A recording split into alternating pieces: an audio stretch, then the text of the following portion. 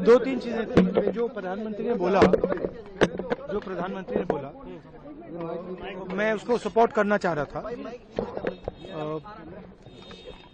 कुंभ हमारी एक प्रकार से हमारा ट्रेडिशन है, हिस्ट्री है, कल्चर है। एक कंप्लेंट थी, एक शिकायत थी, श्रद्धांजलि नहीं दी प्रधानमंत्री ने। जो लोग जिनकी मृत्यु हुई थी उनको श्रद्धांजलि नहीं दी। और दूसरी बात मैं ये कहना चाहता था कि देखिए, कुंभ की जगह है, मगर जो युवा कुंभ में गए उनको प्रधानमंत्री से एक और चीज चाहिए, उनको रोजगार चाहिए, और प्रधानमंत्री को रोजगार के बारे में भी बोलना चाहिए। Thank you. आपको बोलने नहीं दिया गया सर? आपको बोलने नहीं दिया गया? नहीं, देखिए, बोलने तो नहीं देते हैं।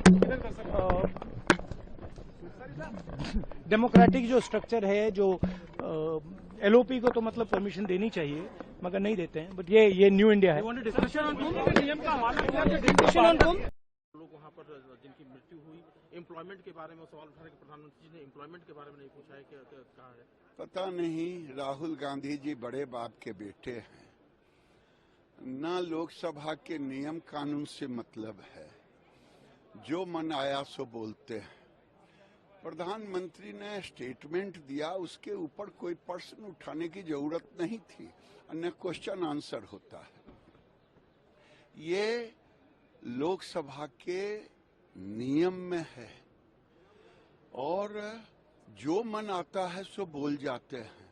उन्होंने सब कुछ बोल गए, जितना बोलना था सब कुछ बोल गए, इनके समझ में नहीं आया। दादा, 13 जनवरी से महाकुंभ का आयोजन हुआ था, रुक जाओ यार, 13 जनवरी से आयोजन हुआ था, 26 फरवरी तक चला, लेकिन शायद ही कोई ऐसा दिन होगा जब विपक्ष ने महाकुंभ के आयोजन को लेकर के सवाल नहीं उठाया। ये पूरे देश में, पूरे दुनिया में कुंभ को बदनाम करना चाहते थे।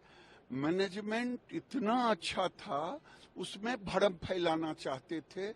13 जनवरी से फरवरी तक वो केवल भ्रम ही फैला। सबका विकास, सबका प्रयास, इतना बड़ा, इतना भव्य आयोजन को इतनी सहजता से संपन्न कराना, ये सबके प्रयास के बिना कतई ये संभव नहीं होता।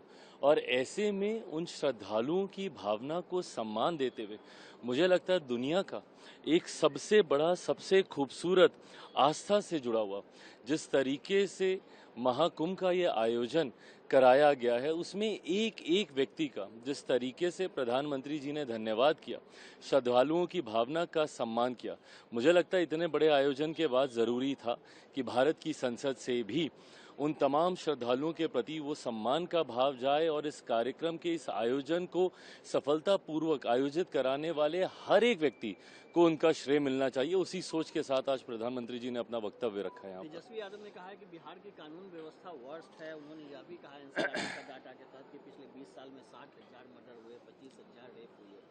ये जिन डाटा का ये जिक्र कर रहे हैं, मैं ये नहीं मानता कि अगर आप कंपेयर करें और हमारा क्राइम अगर कम है या ज़्यादा है तो क्राइम नहीं है, बट हाँ, कम से कम तुलना उस दौर से भी की जानी चाहिए, 90 के उस दशक से भी की जानी चाहिए कि उस वक्त अपराध की क्या स्थिति थी।